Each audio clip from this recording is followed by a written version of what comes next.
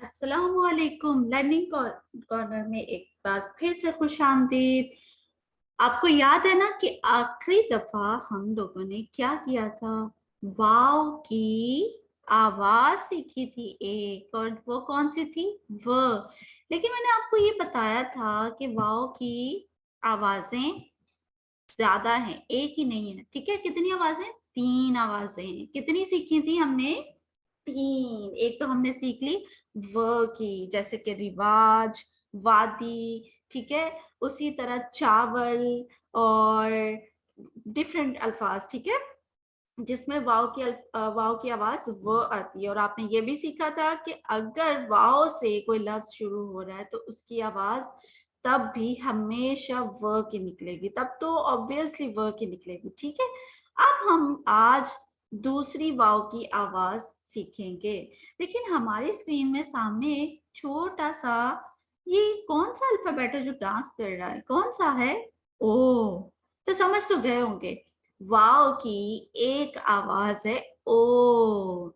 पिछली दफा हमने क्या सीखी थी? व। और आज हम सीख रहे हैं वाव की आवाज ओ। कैसे? मिसालें देखते हैं। पहले मैं जी, वाओ, इसमें हम वाओ की आवाज पढ़ेंगे ओ। अब ओ कौन कौन से हरूफ में, सॉरी अल्फाज में हर्फ वाओ की आवाज ओ निकल रही है? चले हम देखते हैं। आप लोग भी सोचिएगा, बहुत सारे अल्फाज जितने भी आपके माइंड में आते हैं आप कमेंट सेक्शन में मुझे बताइएगा। ठीक है, आप लोगों ने ये देखा ये वाला बर्ड कितना खूबसूरत है? मोर। अब आपने गौर किया, म के बाद कौन सी आवाज निकली? ओ, मोर। नीचे सोचो, कुछ तो सोचो। यहाँ पर वाव दो दफा इस्तेमाल हुआ, दोनों दफा वाव की आवाज क्या है? ओ। सो चो, सो चो। ठीक है, स के बाद भी ओ है, च के बाद भी ओ। ठीक है, उसी तरह चोर, चोर चुरा के क्या लेके जा रहा है? तो यहाँ पर आपने देखा च के बाद कौन सी वाली आवाज निकली? ओ। लेकिन वाव की शक्ल है। ठीक है, तो वाव की एक ही शक्ल होगी लेकिन आवाजें तीन, यानी कि ये बहुत स्मार्ट है। अभी हमने दो आवाजें सीखी हैं। ठीक है, च और र, चोर।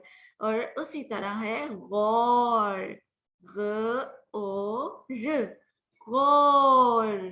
ठीक है, यहाँ पर भी ओ की साउंड निकल रही है, ABCD वाला ओ। ठीक है, चलो अब वाव एंड में आया, यहाँ पर कौन सी आवाज है? वो ओ की। ठीक है, चलो। और उसी तरह ढोल, ढ के बाद भारी हर्फ के बाद कौन सी वाली आवाज निकली? ओ, ढोल, ढोल। ठीक है, मोर, सोचो, चोर, गोर, चलो, ढोल। ठीक है, अब आप इस वाव हर्फ की इस आवाज की भी प्रैक्टिस करिएगा। आपको पिछली वीडियो में मैंने बताया था कि वाव से कोई लफ्ज शुरू होगा, जब भी शुरू होगा यानी शुरू में वो आएगा स्टार्ट में, तो उसकी आवाज हमेशा व की होगी। ठीक है, दरमियान में आएगा या आखिर में आएगा, फिर आपने देखना है कि कहाँ पर व की आएगी। ये आपको खुद पहचानना है, लफ्ज बनाने की कोशिश करनी। हम इंशाल्लाह आगे वीडियोस में सब सीखेंगे कि हम लफ्ज को बनाने की प्रैक्टिस कैसे करेंगे। सबसे पहले तो आप ये आवाजें जरूर सीखें। आवाजें सीख ली तो आपके लिए बुलंद ख्वानी और इमला बहुत आसान हो जाएगा। मैं आपको हर टिप्स दूंगी इंशाल्लाह। अपना बहुत सारा ख्याल रखिएगा और मिस मुकद्दस के लिए दुआ करिएगा। और अपनी अगली वीडियो का इंतजार करें। इंशाल्लाह बहुत अच्छी वीडियोस के साथ में आपके सामने हाजिर होती हूँ। अल्लाह हाफिज।